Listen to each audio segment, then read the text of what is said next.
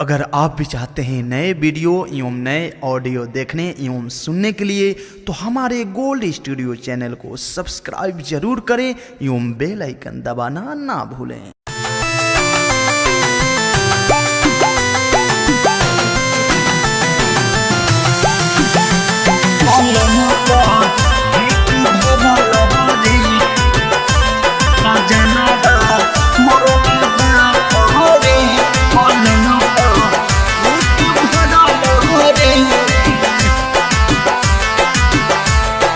हबे हाथा काठा सखी रे मोर भतार हो तनिको ना मन प्यार कोहरे लगातार हो तनिको ना मन प्यार कोहरे लगातार सखी हबे हाथा काठा सखी रे मोर भतार हो तनिको ना मन प्यार कोहरे लगातार हो दिले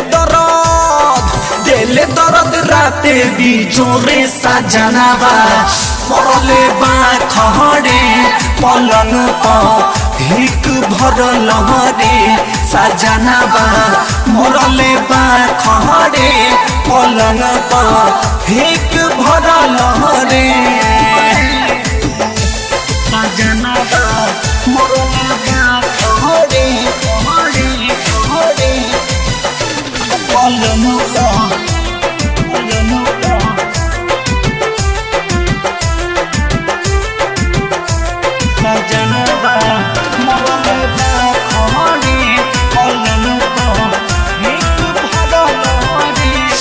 करे परवाह नहीं में हर के जान के लागेला कि तू दिन रहनी के बांध के ए सखी का कही हाँ करे परवाह नहीं में हर के जान के लागेला कि तू दिन रहनी के बांध के चोट मारे काट जैसे गड़े सजनावा मरले बा खहरे पलंग पर हिक भरल रे सजनावा मरले बा खहरे पलंग पर हिक भरल रे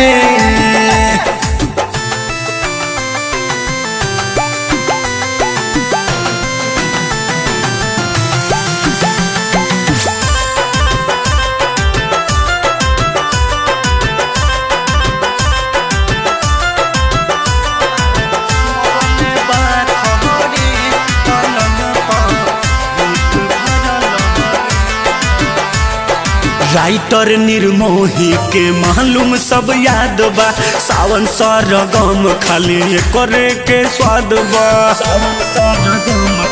ये सखी राइटर निर्मोही के मालूम सब याद बा सावन राहुल के